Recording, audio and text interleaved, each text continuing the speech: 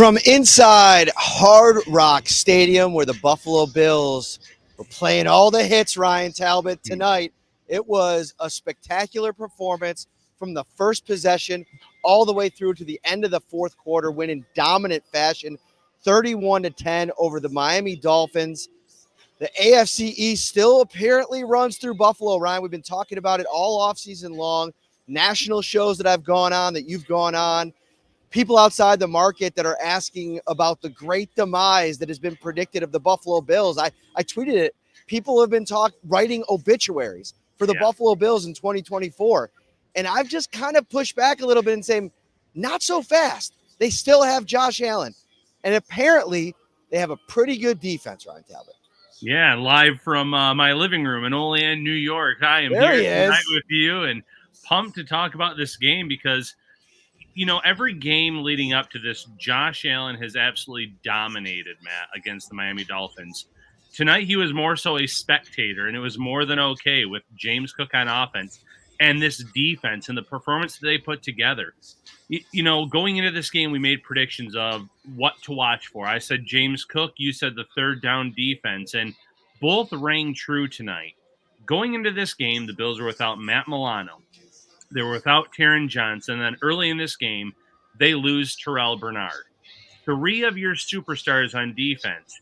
And with a makeshift, linebacker, defensive back room, they dominated. They limited these superstars on the Miami Dolphins offense, which has to be beyond frustrating. Indeed. We are brought to you by Tops Friendly Markets. Rush to the Tops Red Zone right now and get game day ready with Tops. Score big savings, winning recipes, and everything you need for the ultimate game day experience. Head to Tops Red Zone in-store for all your game day essentials and more. Tops, got everything you need for game day or any day. All right, let's get into this defense because that's where I want to start. And I felt like there were impressive performances at all three levels. But I want to start at the point of attack because there were a couple of really consequential points of the game where the defense stood strong and not allowed Miami to really get going. And if you think about it, Ryan, that second possession, when Miami kind of marched down the field, was able to score, that was a possession that Terrell Bernard went out of the game. It kind of felt like the momentum was turning a little bit, right? Okay, now they're starting to kind of break off some big runs. They're starting to kind of get a little bit more of their action.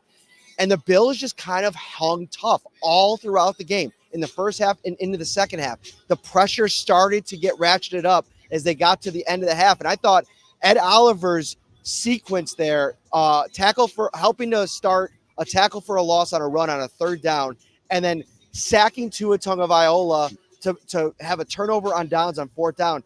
That was the kind of big-time play that you've been waiting for from Ed Oliver. I know he had kind of like a lackluster first game, but he was a true menace today for the interior of that defensive line. And I feel like it started up front. Even the turnovers, right? Like we're going to talk about all the turnovers. A lot of that was based on the pressure the Bills were able to generate with their front four. Yeah, I mean, the turnovers, errant passes that were made, the pressure was generated a lot of that. And Ed Oliver in this matchup, you mentioned it, those back-to-back plays where he has the sack on fourth down where Tagovailoa had no chance to even find a receiver. He was just in there that quickly on the play.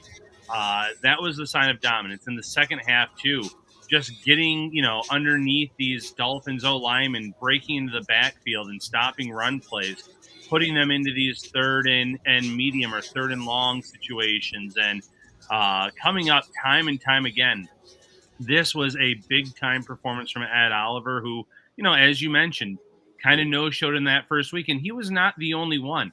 Greg Rousseau, no sacks tonight, but a huge turnover on downs late in the game where he was able to chase down Skylar Thompson.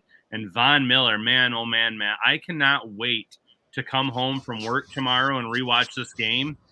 I counted at least 4 or 5 times where his pass rush move, he won with ease, and he was in the backfield, and he was causing pressures. And there was one play where the offensive lineman grabbed his face mask briefly and got away with it. But he was just having a field day, and you saw that full arsenal on display tonight.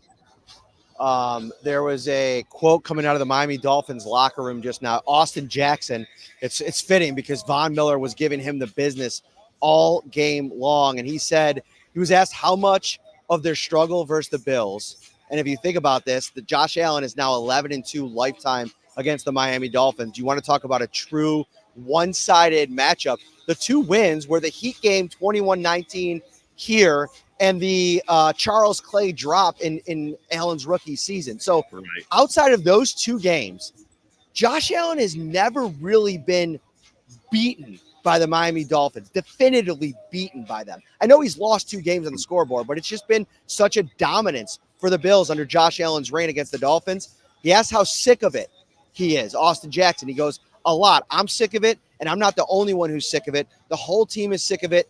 We have to execute. But that's the bottom line. No matter what the Dolphins tried to do today, and this was my biggest concern. Number one, defensively. I had big question marks about that defensive line. I didn't think they put nearly enough pressure on Josh Allen when he was trying to pass the ball. I'm looking at the defense right now. Quarterback hits in this game.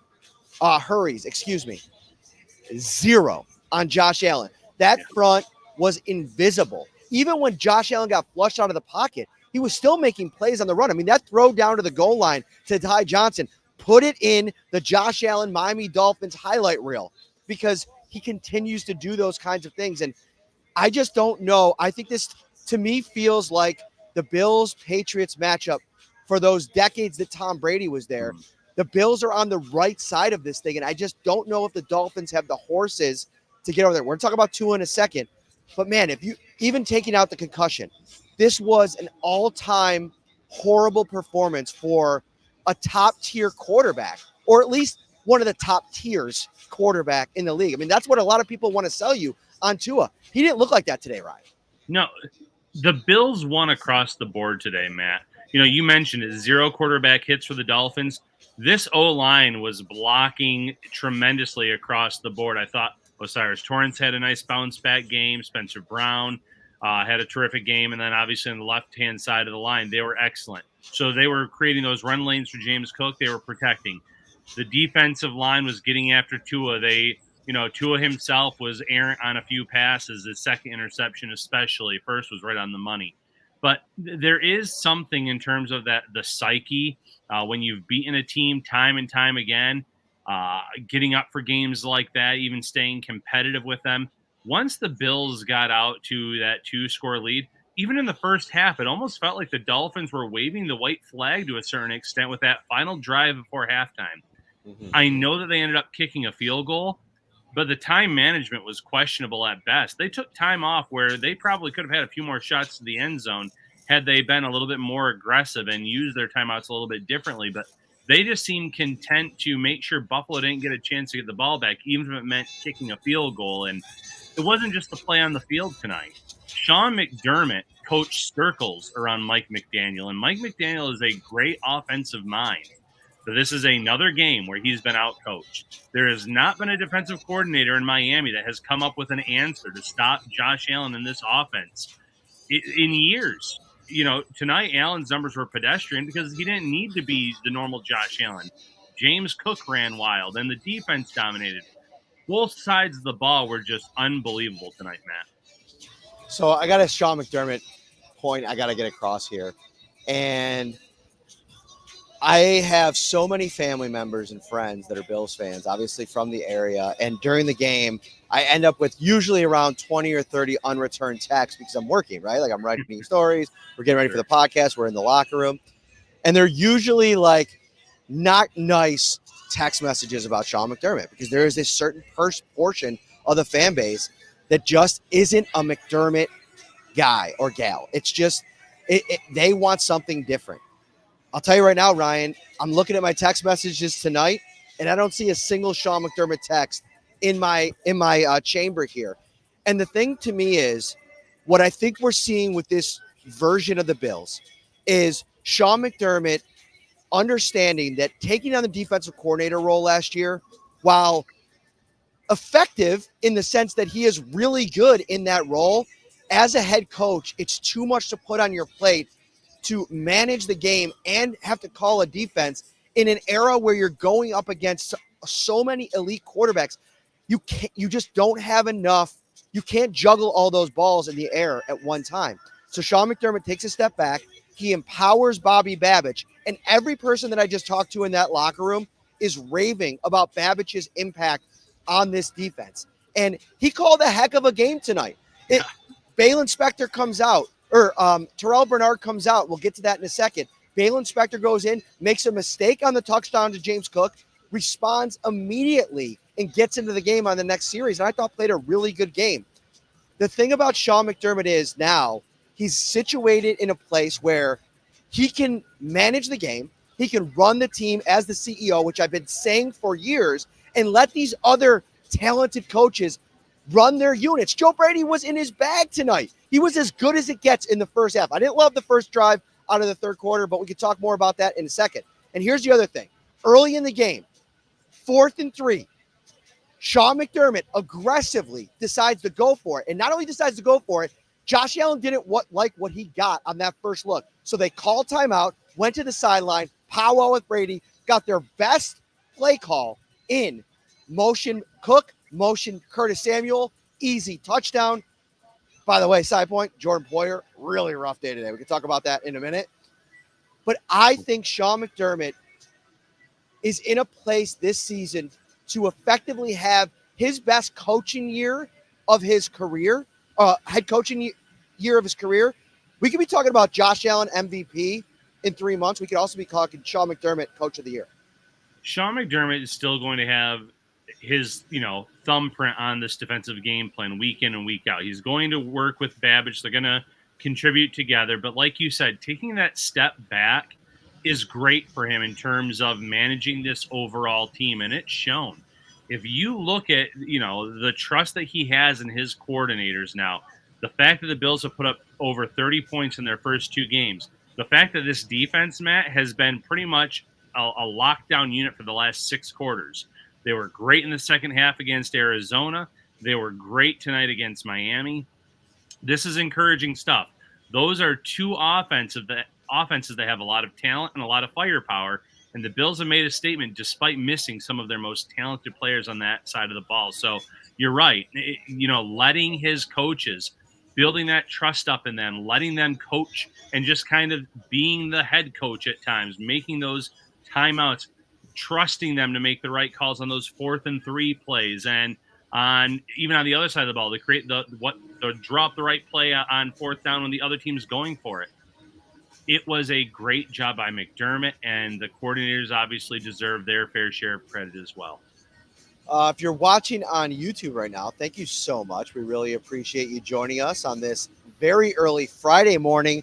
Bills coming off a massive win. I mean, a dominant win that I don't know if people expected this early in the season. Like, Ryan, how much do you think this kind of performance changes the math for people, outside of Bills Mafia, but even for a lot of Bills fans who were very tentative in their predictions for the season? I remember when we came out and I said 11 wins, you said 12 wins, and there seemed to be like a lot of pushback. This is an 11 or 12 win team. Tonight, Ryan, I think we have to honestly start talking about this maybe being a 13 or 14 win team potentially. I'm still good with that 11-12 range right now, but it's been a great start for sure, Matt. Like you said it earlier, a lot of people are writing the Bills off, writing those eulogies. This is Miami's division or the Jets division. There were a lot of preseason national predictions by these outlets, and I think NFL Network, it was all Jets and Dolphins. Even in tonight's game, the Bills are the underdog. Everyone on that Thursday Night Football crew on Amazon chose the Dolphins except for Ryan Fitzpatrick. Until the Bills are knocked off the throne as champs in the AFC East, I'm going to wait to, believe it until I see it, because there are definitely some holes in the Jets game. We saw that against San Francisco 49ers, and that defense was not as stout as it looked. Aaron Rodgers had some rust to shake off. The Dolphins could realistically be 0-2 right now if it wasn't for a Travis Etienne fumble. The Patriots, despite an impressive win against Cincinnati in Week 1, are still expected to be one of the worst teams in the league this year. Buffalo, after 2 weeks, is showing that they are as serious of a contender, not just in the AFC East, but the AFC as a whole, as they've been in years. Really scary moment tonight with Tua. I mean, when he goes down and the way the hit happened, it was his head kind of like crunched into the like midsection of Damar Hamlin, who honestly was making a very ho-hum tackle on the play. It was just really like a about as clean of a play as you could make from Damar Hamlin's standpoint. And it was just the angle at which Tua fell into Damar Hamlin and kind of his neck crunched a little bit. And you saw like kind of the hands. We've seen that in the past with them kind of clutching up a little bit. He's down for well over a minute. When he finally does get off, he has to walk off very slowly off the field, and you begin to worry about the guy. It's 2 documented concussions, 3 if you want to count the play where he kind of stood up after the Matt Milano hit a couple of years ago, where they didn't rule it a head injury, even though it very obviously was. You're thinking about Tua on a night like this. Of course, there's the football ramifications of what this means for him long term, what it means for the Dolphins, but it seems kind of secondary in the moment because how bad is this? Number one, Mike McDaniel was at the podium today. He said, I'm just worried about the human being. He was in good spirits, but I was worried about my guy. It's not something you ever want to be a part of. It's more about getting a proper procedural evaluation tomorrow, taking it one day at a time. The furthest thing from my mind is a timeline to return. So that's the place they're in with Tua right now. And that's the perfect response from Mike McDaniel, for the record. And he's pretty much said that all along. A few years ago when they played, Skylar Thompson in the playoffs, he said that for all those weeks. I'm not going to try to rush Tua back. This is a guy whose health is more important. And the hit itself, like you said, was a standard NFL hit. Damar Hamlin came in. He didn't lower his helmet. He was just wrapping him up. But Tua kind of went headfirst into Hamlin. And the way his head and neck snapped against him, in the moment, it didn't look great. But then when he went down and the way you could just tell the way he reacted, it was a concussion and there was an issue there. That's the scary part. And, I know you were there in the press box, but they were talking on the broadcast tonight about Terron Armstead when he left the game and went to the locker room. He stopped and he gave Tua's brother a big hug, and they were both very concerned about him. It's the human being element of all this. This is a guy that sustained 3 concussions in the 2022 season, stayed healthy all of last year, but here's another concussion, and you worry about players in terms of their health of life after their careers are over, and how many hits like that can you take? There have been players that have taken multiple concussions and they've been cleared. Mitch Morse was one guy here in Buffalo who had multiple concussions, but Tua's, when he's had the more serious ones, he's been out for long stretches of time, and that's the scary part about this all. We're gonna get into these linebackers in a minute, but one fleeting thought here on the AFC East, because it was asked in our insider text line today, and I want to spend a minute here on it.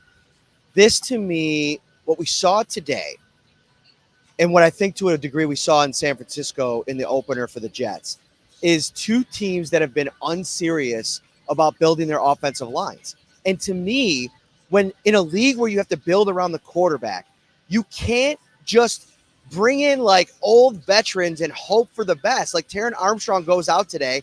He was ineffective. They gave a long extension to Austin Johnson, who was absolutely terrible today. You look at the situation in New York, and Morgan Moses was absolutely brutal in the opener. And Tyron Smith is a good player, but for how long? And now you're talking about 2 quarterbacks who, at this stage of his career for Aaron and the concussion history for Tua, you have to prioritize that. And I think at the end of the day, that's the one thing you could say about Brandon Beane that he got from the very beginning was it was about building this offensive line. And they've gone through different iterations of it, right?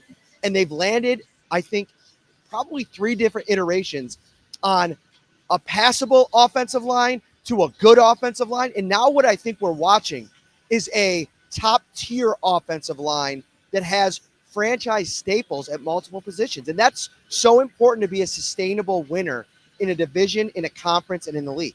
Yeah, they could realistically have at least 3 guys, the both tackle spots, and then I have high hopes for Osiris Torrance. McGovern's done a great job at center thus far, and nothing but praise for David Edwards, too. So it's been a very promising start for this unit, especially in the physicality aspect of it, Matt. I already mentioned Mitch Morse's name once in this podcast. Morse, his game was based on athleticism, getting to the next level, the way he blocked. He was not a power hold your own guy. That is more of McGovern's game. He can win up front. He can push guys back. And they just seem to be creating those running lanes for the backs on these early downs where James Cook is getting 6 or 7 yards at a clip. And even on the second down, third downs, they're getting good gains, whether it's him or Ray Davis tonight had some nice runs as well. So you have that. You have the protection in front of Josh Allen where Allen in his own right still has that escapability. We saw it a few times in the Arizona game. We saw it a few times tonight rolling out, making plays. But more times than not, this unit held up really nicely. And the way that it's come together through 2 games is very, very promising. And if you're Brandon Beane, you're really happy with how things have played out thus far. The Bills did a really good job on third down against a team that executes at a high level on third down. 7 of 15 for the Dolphins, 47%. Fourth down, 1 for 5 for the Dolphins. They've not been good at fourth down this season. And then in the red zone, 1 for 4 for the Dolphins. This Bills defense today was an absolute illustration of the philosophy that Sean McDermott has employed all these years. And I know a lot of people aren't down with the bend but don't break. But, man, I will say it makes a lot of sense because it frustrates a team. Like, I felt like the Bills play in their own end frustrated the Dolphins because they couldn't break through in time. And then when they got behind, it was like, oh, my goodness, we got to come from behind again for another straight week. And you start to doubt yourselves. I thought that the way we're going to get into Jamarcus Ingram, I want to start with these linebackers before we get to that third level. Terrell Bernard goes out. Now you're down Terrell Bernard and Matt Milano. The latest update we have is that he left the game. I think it's, Ed Oliver said after the game that it was kind of jarring to see him leave the game with a serious injury. They don't know how serious it is. He probably needs to undergo further evaluations back in Buffalo, but he didn't return to the game today, and we'll see what the timeline ends up being. But in terms of next man up, Ryan, I thought Balen Spector came in and absolutely looked out of his depths on that first series. Yeah. And then responded in a massive way. He made a couple really important plays, a couple of really important coverage tackles, some tackles in the run game, ended up tied for the team lead in tackles with 10 with Damar Hamlin and Dorian Williams. And here's another thing about this defense. 2, 3, 4, 5, 6, 7, 8, 9, 10 tackles for a loss in this game. Those were all massive, and I felt like Spector, who had one of those tackles for a loss, was a big tone setter. Once he got his wind under him, he was able to take a deep breath on the sideline. Yeah, the touchdown drive of the Dolphins, that was his responsibility to get out there in the flat and help on that play. And he kind of lost lost where he was supposed to be in that moment. And I get it. You're probably not expecting to be in there in such a big moment and at that time, and there are early reps for you in the game. But from that point, he did bounce back really nicely. He had some tackles for losses. He showed that athleticism that Buffalo loved about him when he came out of Clemson, the running with his hair on fire type of play. And, Dorian Williams, we mentioned the first turnover on downs where Ed Oliver had the sack to end it. Dorian Williams was the one that kind of came flying in first on the third down play to make that stop on I believe it was a fullback carry. So he did a good job in that moment as well. He made some plays. That's just the thing. They might not have superstars at linebacker. These guys just might be good players, average players, but they get the most out of them. You can say the same thing about some of the cornerbacks that have been on the field through 2 games. They're in the right spot. They don't mess up. They know their assignments, and that alone will help you succeed in this game. We got a bunch of super chats that we have to get to here in a minute, and we will do just that. But I see some comments in here asking about the insider text line, Ryan. People want to join. Why should they join, Ryan Talbot? Why should you join? One-on-one access to Matt and myself. Throughout the game, we're giving our commentary and our notes leading up to the game. We are responding to questions. Matt hosted a great Q&A today where he was answering a lot of questions. I was still at work, and I'm getting all these texts and pings, and Matt's answering all these questions. It is well worth it. It is the price of a cup of coffee. Bills Mafia. Join us, free 2-week trial. And then after that, it is $3.99 a month. And Matt, how can they become an insider? 716-528-6727 or go to joinsubtext.com/shout Buffalo Bills. Join the party. It's a constant party on the insider text line, and it's brought to you by Carrie C. Byer, attorney with the law offices of Francis M. Litro, located at 237 Main Street in Buffalo, New York. If you or someone you know is seriously injured, give them a call, 716-852-1234, or check out litrolaw.com. We still got a long way to go on this podcast, Ryan. Don't go anywhere, but we got some breaking news. You think the party is going right now for Bills Mafia in Miami, Florida? Just wait until a week from today when we walk into the doors at Wingnuts Bar and Grill, 1402 Millersport Highway. We are back with the live show, and we cannot wait. It's going to be on the Friday night, September 20th, 2 days before the Bills take on the Jacksonville Jaguars on Monday Night Football. So if you're coming to town, make sure you get to town on Friday. Come out to the show. It is going to be an awesome time. We're going to be talking about a 2-0 football team with so much going into that second home game against the Jacksonville Jaguars. We cannot wait, my friend. Yeah, pumped that we were able to get that on the docket for the end of the month here. Plenty to talk about this 2-0 start. Hopefully have some injury updates at that point in time about obviously Taron Johnson, Terrell Bernard and company. I obviously Josh Allen as well. He didn't take any hits on that hand tonight, which is a positive sign going forward. But join us. Plenty to talk about going into a big game against Jacksonville, a team that has given the Bills some fits in recent years. Almost 500 watching on YouTube. Hit that like button, subscribe as well. We got Phil Lehman. Shout out to my guy, Brian Allman. I saw him in the stands today. We got a little picture. I sent it to him in the insider text line, which is pretty awesome. Post that on Facebook, my man. All right, so let's go to Phil Lemon. He has a super chat. Love this new receiver room. No ego, just dogs.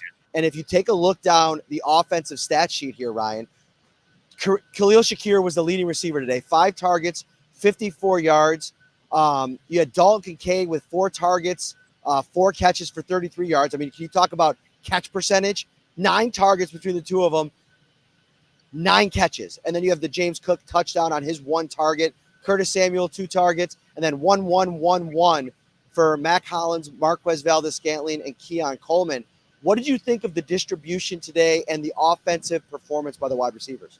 Yeah, first of all, getting Dalton Kincaid involved early was smart after Arizona really took him out of the equation with some of the triple and quadruple teams that you saw in that. So those quick passes, and Kincaid did a great job of bouncing off of the initial tackling attempt and getting extra yards, staying on his feet, cutting inside on a play or two near the sidelines. So excellent performance there. And, Khalil Shakir, his game is not Cole Beasley, but he reminded me of Cole Beasley tonight in terms of knowing exactly where to sit against this Miami Dolphins defense and, getting it in that right spot for Allen to target him with the ball. And when he did, he made some great catches, some tightly contested plays, sure hands. He took a big hit after one play after catching it across the middle for, I think it was only a 3-yard gain on the play. But just a guy that you can depend on game in, game out. And, for the rest of the guys, the targets were low, and a lot of guys didn't end up with a catch tonight. Obviously, having a 21-point lead limits the times you're going to be throwing the ball. The time of possession is going to limit that too. Miami was on the field a lot more tonight because they were sustaining drives. They were just kind of fizzling out late. So there's a reason for that. But like the comment said, these guys have no ego. They're just very happy to be at 2-0 now. Von Miller looks like he's ready to host Family Feud. Ryan Witt with the super chat. I don't really get the joke, but he looked really, really good tonight. He's got is it because he's got the diamonds carved into his hair? And maybe it's just because he has a slight resemblance to Steve Harvey. Who knows? But Von Miller, I don't think he should be trying to host any TV shows at this point in time, the way he was coming off the edge tonight.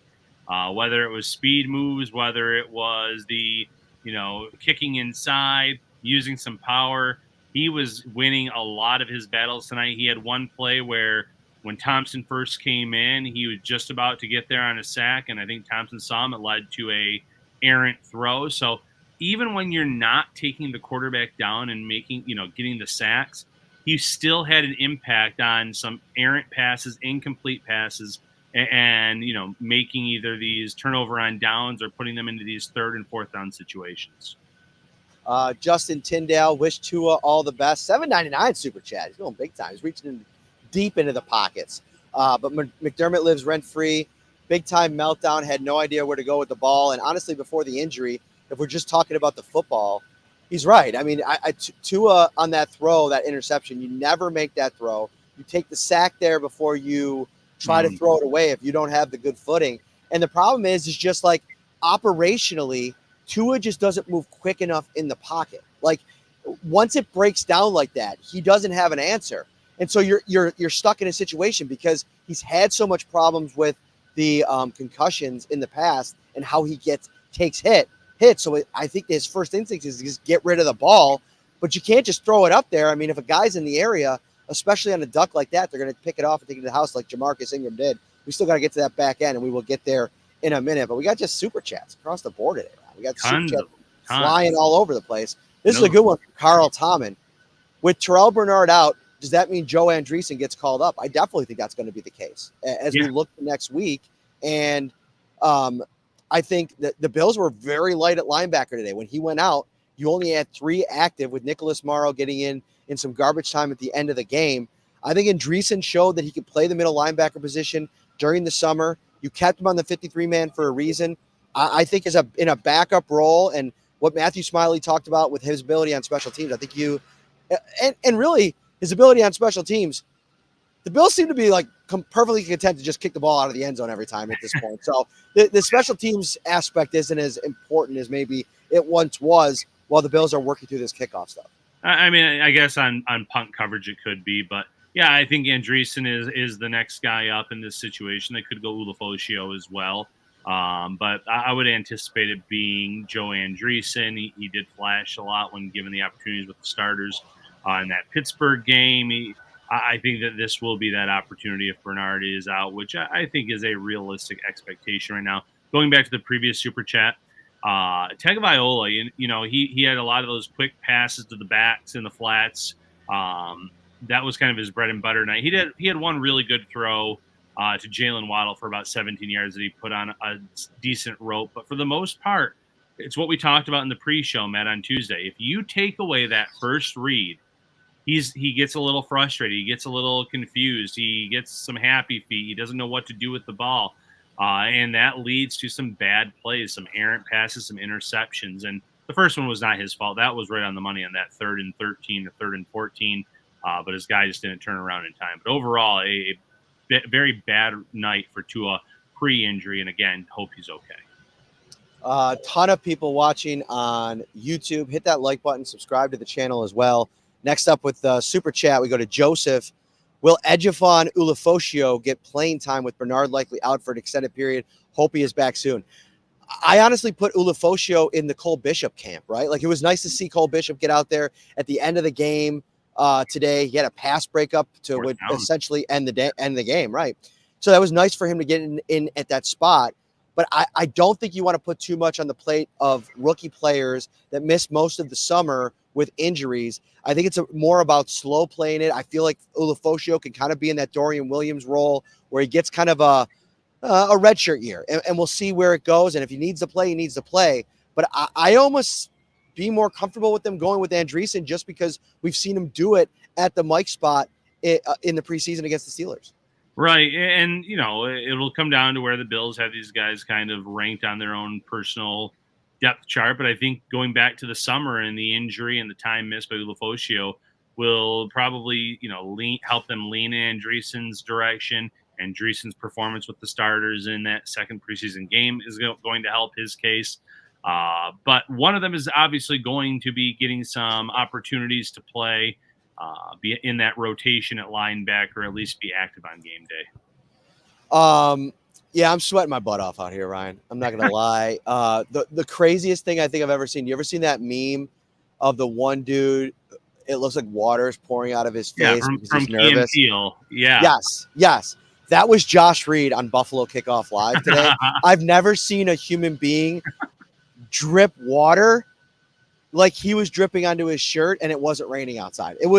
He was making it rain. Shout out to my guy, Josh Reed. It was wild. He said he went for a run this afternoon and he felt like he never really cooled down. And in this heat, you just like, it stays that way for a long time. And that's another impressive part of this.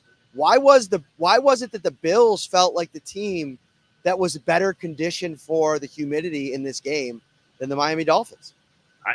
That's a great question. I'd love to know the answer to. They did not seem winded at all during this game. There was not the dehydration issues that we've seen in games there in the past.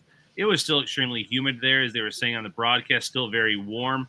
Obviously, not having that direct sun probably helped them in that case, but the Bills seemed like whatever they did in preparation on this short week to get these guys ready, it worked, and it worked in a big-time way because there were no issues in that regard whatsoever tonight. 75 total offensive plays for the Dolphins tonight. Interception, touchdown. Interception, punt, turnover on downs, field goal, interception, turnover on downs, turnover on downs, turnover on downs. This was such an impressive performance, and we got to talk about Jamarcus Ingram. Yeah. We probably buried the lead dramatically in this episode of Shout, but there's so many different things to talk about. I see Mexico Marty here say, Matt, you may be biased, and I am. Obviously, a UB grad, horns up, Cam Lewis, Joe Andreessen, Jamarcus Ingram. I root for those guys. I mean, they're alums. I went to UB. It's really cool stories. But the way that Ingram is playing right now, and I think we're going to go back and be equally as impressed with Cam Lewis, but I know he didn't have the gaudy numbers, the takeaways, and everything like that, but he was an equal part of this defensive effort today. Jamarcus Ingram, what he's doing on a short week, we have not talked enough about. He is 4 days removed from an end-of-the-game pass breakup. Huge play. If the Arizona Cardinals score there, they win, potentially, that game. He breaks up that play. He comes off that 4 days later, starts the game off on the first drive with an interception, deflection, right place, right time, and then in the third quarter, puts the game away with a pick six, 2 picks in one game. No UB player has ever had 2 picks in a game in NFL history. So Jamarcus Ingram just making history today. It was a tremendous performance for Ingram. And now, Ryan, what do the Bills do? When Taron Johnson gets back, and I think it was a good sign that they didn't put him on injured reserve today, because they thought that he can get back, you'd want to put him on injured reserve sooner rather than later so he wouldn't have to miss that extra game or have the ability to come back sooner. They didn't exercise that today. So the idea is that maybe he can return in the next 4 weeks, which will be huge for the Bills defense. He's one of the best slot corners in the league. But at that point, has Jamarcus Ingram earned this dime role? And now Cam Lewis goes back into a depth role. How do you feel like this plays out once Taron Johnson returns? That's a great question. That's $1 million question. Based on what we've seen through 2 weeks, I almost feel like you have to ride the hot hand and give that opportunity to Ingram over Cam Lewis. Let Lewis kind of move back into that depth role. But Lewis, to his credit, made a lot of plays tonight.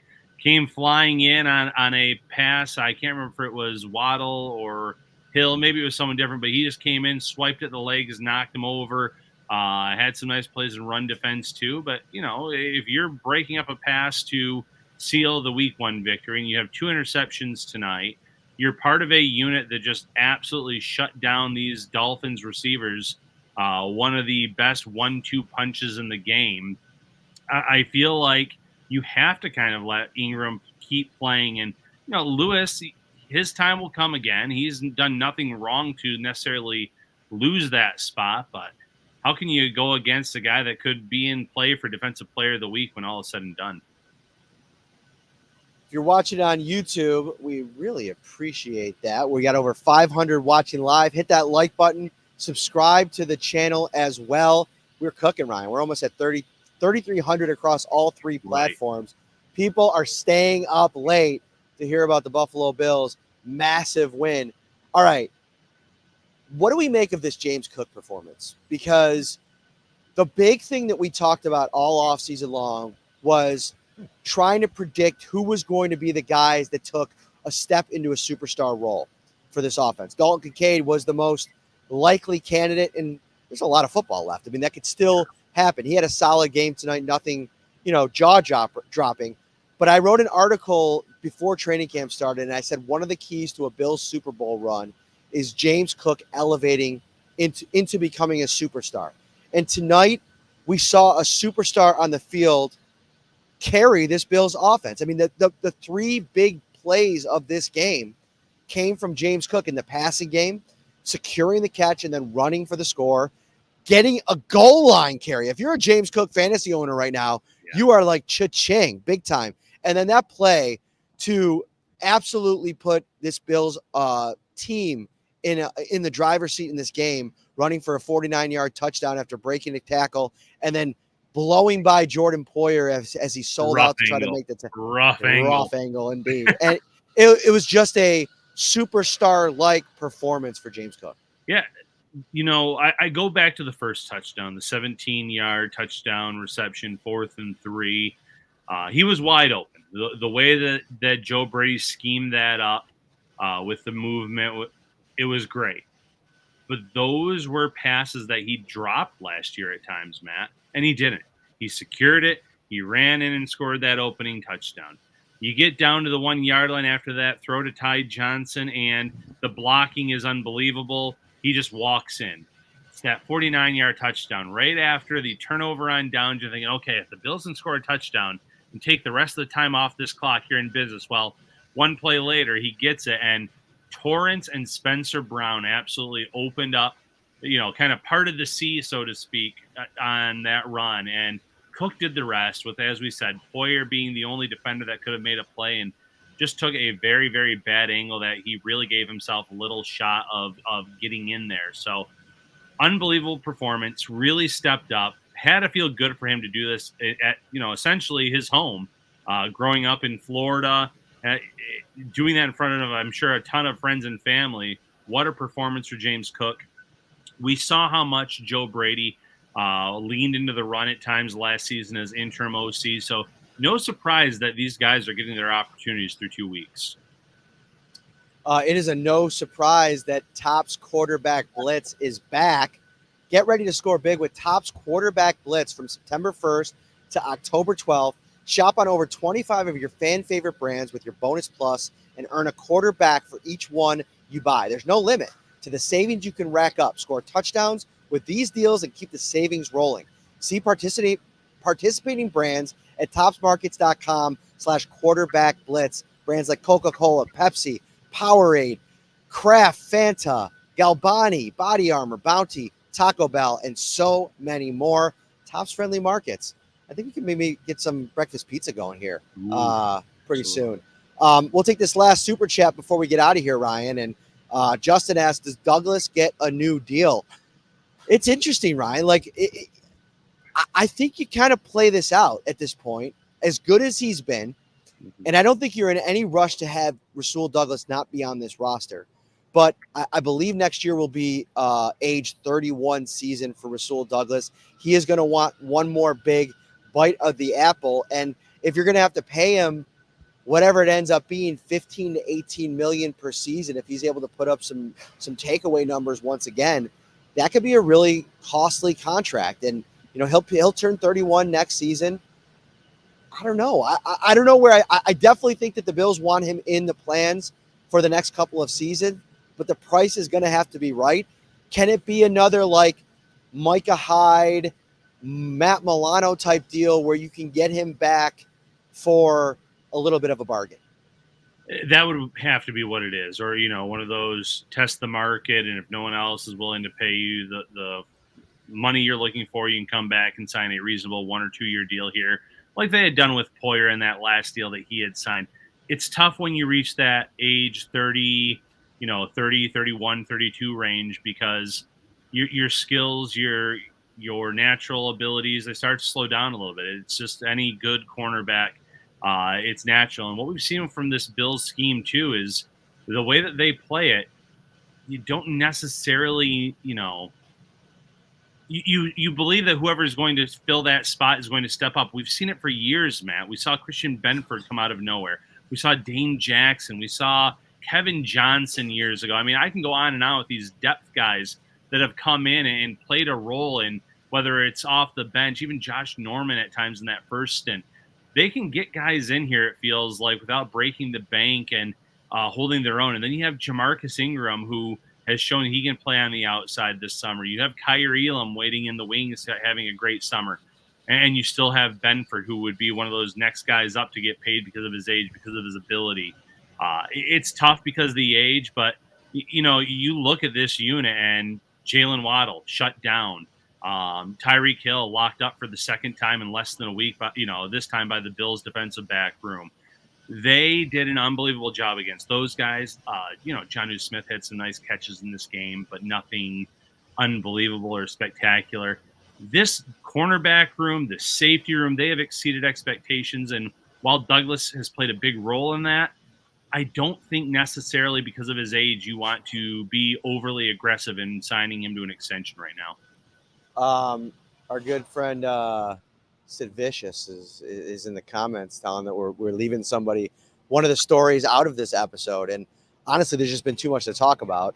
But he is right. I mean, Christian Benford has been superb for the first 2 weeks of the season. And, we're sitting here talking about Rasul Douglas, but I think you can make an argument that Christian Benford is blossoming into one of the best young cornerbacks in the league. And it's funny because we had a lot of stuff in the insider chat line this week about, were you surprised that Kyer Elam didn't play last week? Do you think that he'll get into the lineup in some way this week? No. Right. Rasul Douglas got that one spot locked down, and Christian Benford, you cannot take him off the field. He is now one of your, if not your best defensive player, going up against, a long string of elite wide receivers over the next couple of weeks. Last week, it was Marvin Harrison Jr., who, by the way, let's slow our roll on calling him elite. I mean, it's game one. I know he's got to ramp up and everything like that, but I haven't been overly impressed. And I also wasn't overly impressed with Marvin Harrison's approach to the offseason. And I get it. Wanting to skip all that is great, but not running and then coming out and being super slow, right. Not wanting to do any of the I don't know. We'll see on Harrison Jr. Plus, I like giving John Scott a hard time for Ohio State guys. But anyway, Benford is so good that I don't think that there's any room for Kyer Elam to get into the lineup, and that's okay because right. You know what? He is an injury away from getting into a game. We saw a guy like Balen Spector come in, take advantage of his opportunity. Cam Lewis, Jamarcus Ingram. It's been the story of this short season for the Bills. Yeah, it has been the story for this team, and the way that they have performed, and if they keep playing at this level, you're not going to need Elam to play in a significant role, and that's okay. He earned a lot of trust this summer from this coaching staff, from this new cornerbacks coach Jamil Adai. But if you have two guys in front that are playing at an elite level, you just can't bump them aside. It's not how this works. So good to have him waiting in the wings. Good that they feel like they've kind of gotten something. They've developed him a bit since what we've seen out of him in his early career. But right now, there's no path to playing time. If you're watching on YouTube, before you get out of here, hit that like button. Subscribe to the channel as well. The Bills improved to 2-0 with a 31-10 win over the Miami Dolphins at Hard Rock Stadium. Carl Tomlin asks, you lost your level 2 defense, Milano, Johnson, and Bernard. Otherwise, a great start. What do we have to do to sacrifice to the gods to ensure this team's health? I don't really know. And I think Brian Allman made a great point in the comments here that as long as you don't lose Josh Allen, you'll be in a pretty good spot. But it's not to downplay the losses of those three guys. I mean, they're really important pieces. But the bright side of this, Ryan, right now, we don't know. Take Terrell Bernard out of it. We don't know the extent of it. Maybe we'll get an update on Sean McDermott tomorrow. But it seems like Taron Johnson's trending in a good direction by the fact that he didn't go on IR. Matt Milano has a chance to return in December. Can you imagine the kind of juice that a potentially AFC East winning or AFC number 1 seed Buffalo Bills could get in January with a guy like Matt Milano coming back into the mix? I think it's setting up to be very interesting for the way that this thing has unfolded early, the adversity they've had to face, respond to the adversity, and what's kind of setting up down the stretch. Yeah, a fresh Matt Milano late in the season would be a huge boost to this team, regardless of how the linebackers play over the stretch, whether it's Balen Spector, Joe Andreessen, whether they make a move via trade or on the free agent market. That is a special player who, if he comes back late in the year, that would give a real boost to this unit.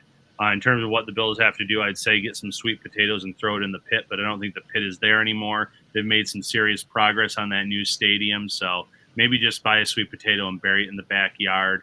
That seemed to be the superstition for the fans a few years ago. Maybe bring that back. All right, that is going to do it from Hard Rock Stadium. We'll be back in the next couple of days. Maybe we'll do something on Sunday, Ryan, before the 1 o'clock games, and we'll do our rewatch and react to this game and maybe take a look at the AFC, or maybe we'll wait till the game's on Sunday. Got to get a real picture of the AFC East. But we'll be back with you in the next couple of days. Sign up to become an insider. It's the most fun that we have on the beat now, interacting with all these Bills fans. 716-528-6727. Still try to bring the conversation to the social media platforms, but it's going on at a ferocious pace on the insider text line. Join subtext.com/shoutbuffalobills. Billy Piana, thanks for the super sticker, my friend. That'll do it. Final thought, Ryan Talbot. Final thought, Bills Mafia, you are lunatics in the best way possible. Over 3,500 fans watching live right now at almost 1 a.m. Cannot thank you enough. Stay locked in here with us. We'll be back in a few days. Join the Shout Insider text line and join us at Wingnuts on Friday night. I'm going to go dry off, head back to the hotel, write a little bit about this 31-10 game for the Bills. Take care, everybody.